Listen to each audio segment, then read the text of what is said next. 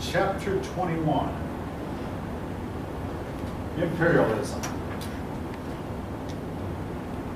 I used to call this my least favorite chapter, perhaps it still is. But this is about European nations and eventually even the United States spreading their boundaries and conquering some of your less fortunate nations.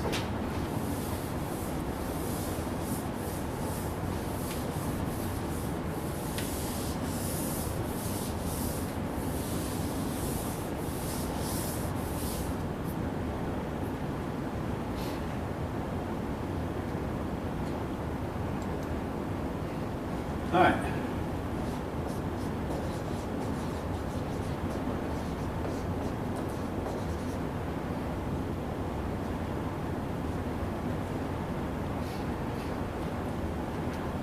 Weirdly enough, during the Cold War, like when I was in grade school and high school and even in college, the Russians used to point their accusing fingers at the United States and say, "You're imperialist.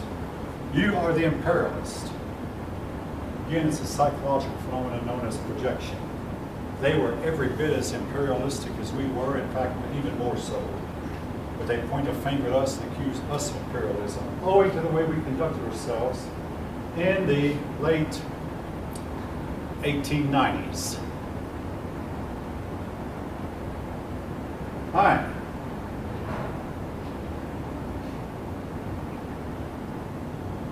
Colonialism had been a big part of Europe since Columbus had discovered America. The Portuguese had spread to Africa and conquered much of Africa, much of Africa's shoreline, but they couldn't hold it. The Dutch, I do want you to remember some of this. Portugal was able to hold Angola up until, well, for a long time, up until about 1960. Other countries got involved. Oh yes, France got Algeria and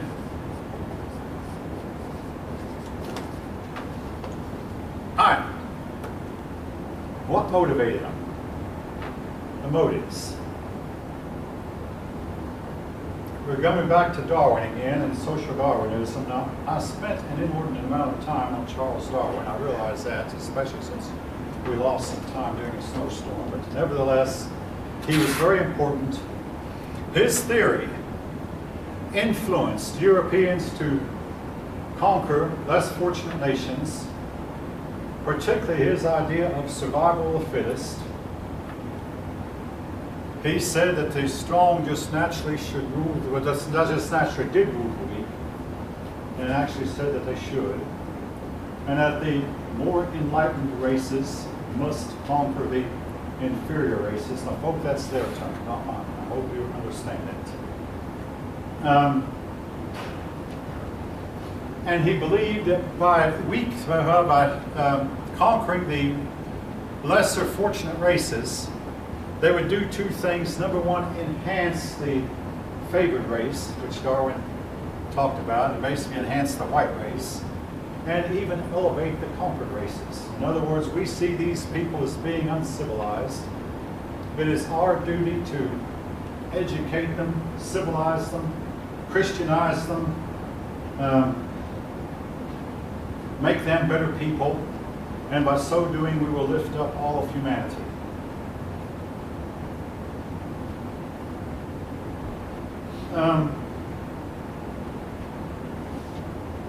Again, Christianity was used as an excuse to conquer. Now, I must say this about conquest. This concept is in another book that I used to teach going in another school, Georgia Highlands to be exact. But anyway, they explained that conquest had been something that mankind had done all down through the ages. Alexander the Great was a great conqueror. And then they studied did anyone ever say anything about conquest being morally wrong? In Alexander's day, nobody did. Genghis Khan was a great conqueror. Nobody said anything against him. Those were in ancient times. Julius Caesar was a great conqueror. No one said anything against his conquer. The Roman Empire was a conqueror. All the empires. Assyria conquered, Babylon conquered, Egypt conquered when they could. Even Israel conquered. Every nation seemed to try to expand their borders, and nobody had any moral qualms about it.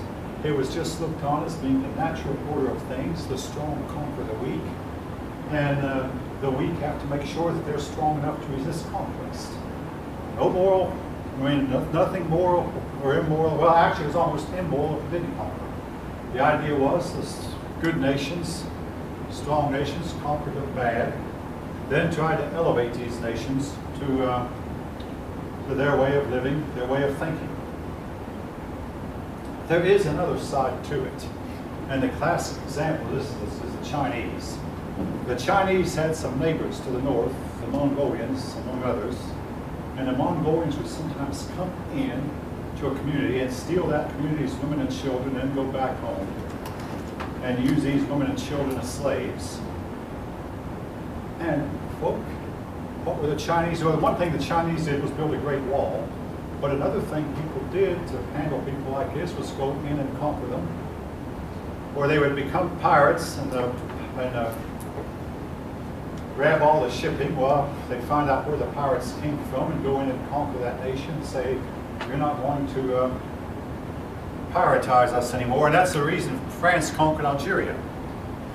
The Algerian seamen were pirating on European shipping, and France finally moved in with its army and navy and conquered Algeria and held it for 130 years. And again, it's the idea that if you don't conquer them, they'll conquer you.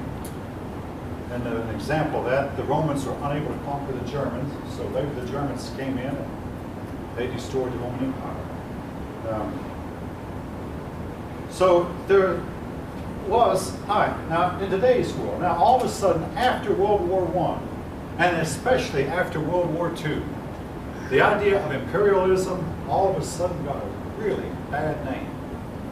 And it became looked on with disfavor to conquer another nation. And in my own lifetime, I've only seen one example, one clear-cut example of one country trying to conquer another. In 1990, Saddam Hussein moved in to conquer Kuwait. And by so doing, he brought the whole world down on him, literally, including the United States. The United States moved in with its army, and the rest of much of Europe moved in with their equipment and armies. And they drove Saddam Hussein out of Kuwait. Again, Saddam Hussein was only doing what Nebuchadnezzar had done and what Saladin had done, the people he admired. Nebuchadnezzar was king of Babylon, Saladin was the king of the Arabs during the Middle Ages. And he was doing what these people had always done, or what mankind had always done, but all of a sudden he brought the wrath of all of humanity down on him. And President Bush talked about a new world order where no nation conquers another. But that's late 20th century. Back to the time period we're talking about, conquest was looked on as being a virtue. We own you by virtue of conquest. Just a natural thing that one person did to another that one group of people did to another when they were strong enough to do so.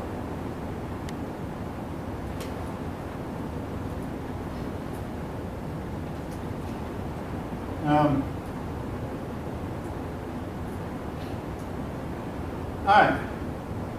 Your book goes on to list several nations that conquered others. The ones I put on the board, I do hold you responsible for. Again, France conquered Algeria. France conquered Vietnam. France also got involved in Iraq. I'm not going to put that on the board, but that's been important in modern time because the French and Iraqis still have some affinity with each other, but to some extent so does France and Algeria. The United States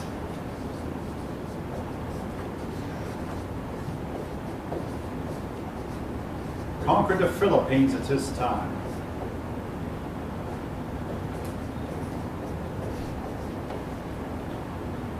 Now, they came about during the Spanish-American War, which I know I've already mentioned. During the Spanish-American War, which the United States fought with Spain, the United States got control of the Philippines. The Filipinos said, we don't care, we were already fighting off the Spanish, and now you come in, we're going to fight you off also. So the Filipinos engaged in some of them engaged in a bloody war. For the United States, it was its first guerrilla warfare. I mean, the United States was to fight in Vietnam later against a country using guerrilla tactics. But do you know what I mean by guerrilla warfare? Essentially, it's where an army will sneak up on you, take a few pot shots at you and run. Maybe even take one shot. I mean, if let's say you're marching along and all of a sudden out of the woods, bang, and a fellow nearby you drops dead. You're marching along a little bit farther and bang, another fellow drops dead. You can't see the shooter, and you know the shooter is something disappeared. It's a really dirty type of warfare, but it's where that you move in, shoot, and run. That's guerrilla warfare. Now, folk, I'm not going to sweep it under the rug. The United States moved in against the guerrillas and suppressed them with extreme brutality, and eventually forced the Filipinos into submission. And I can pretty well guarantee you, if the United States still had the Philippines and the Filipinos did the same thing, the United States would probably not win. We fought different types of wars in those days.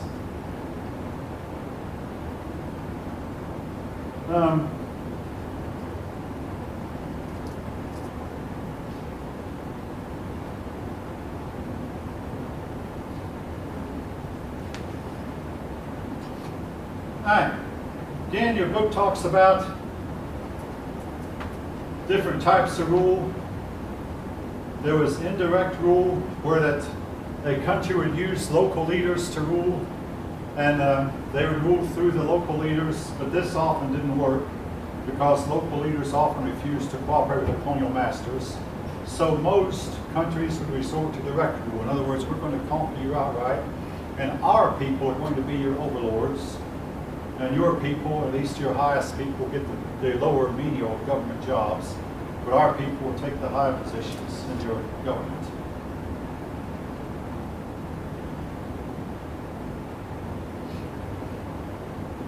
Again, the philosophy of colonialism, again, your book mentions again, social Darwinism,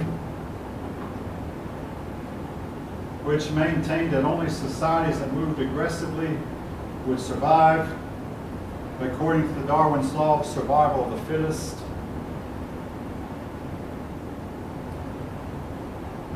Others said that we must move in by, again, promote capitalism, democracy, and Christianity,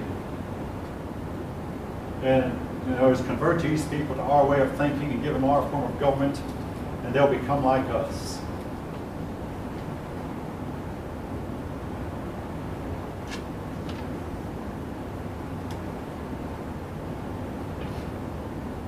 Your book names some men, and don't worry about the name, the men who gave out ideas that justified what we're doing. In other words, it said no group should isolate itself. It's up to the rest of humanity to go in and seek out these people who want to isolate themselves and force them to come up to our standard of living. In other words, force them to civilize, Christianize, become capitalistic and democratic, and trade with us.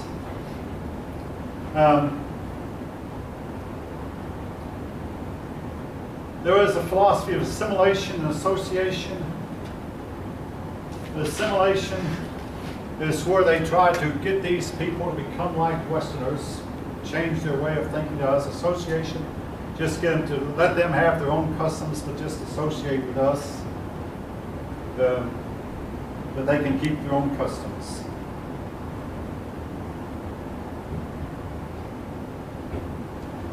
Assimilation was proved to be impossible in a lot of cases.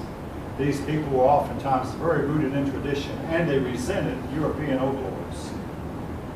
Again, folks, the reason Europeans were able to make so much headway was Europeans had a sudden surge of technology. They had an industrial revolution.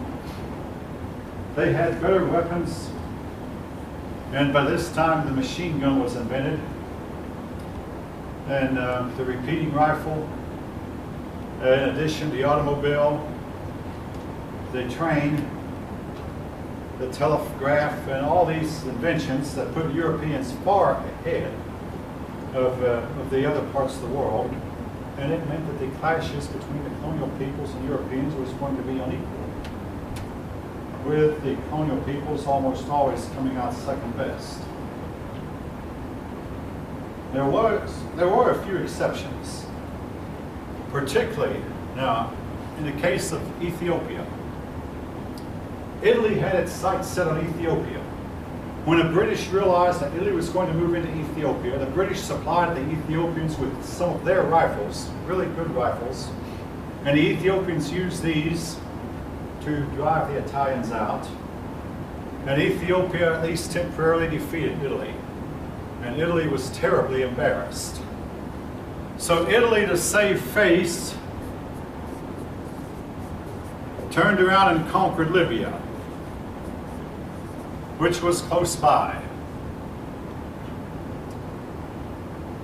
I mean, Libya was right across the Mediterranean Sea from Italy, so Italy conquered Libya, and eventually, in 1938, Italy used Libya as a stepping stone, and they went back to Ethiopia, and this time Italy had tanks and planes, which they did not have in the 1890s when they tried the first time to conquer Ethiopia. They had tanks and planes, which Ethiopia did not have. And with the help of their tanks and planes, they were able to conquer Ethiopia and hold it. But unfortunately for Italy, this was just before World War II.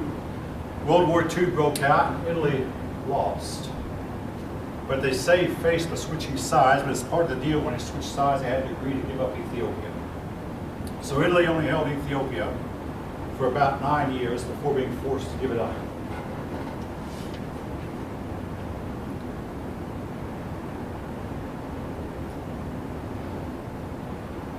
I must say this about the nations these people conquered. I mean, I'm going to fast forward a little bit. After World War II, when colonialism became really, really unpopular, and after it became unfashionable for nations to have colonies, and one after another these nations let their colonies go. In 1946, the United States let go of the Philippines, and in 1960, Belgium let go of the Congo, and Italy let go of Libya. France let go of Algeria. Vietnam fought their way to independence and won. That's the whole subject itself. I'm going to have a lot more to say about Vietnam later. But in most of the cases, these nations, once they got their independence, they fared off no better than they had under colonial rule, and if anything, in a lot of cases, they fared off worse. Why is that? That's a whole topic that we could spend a whole semester discussing. It might vary from place to place, but a lot of it was some of these old traditions simply will not work in the modern world. Which we're about to discuss. I say which traditions, so I'm about to discuss this in a minute when I get to Parliament of India.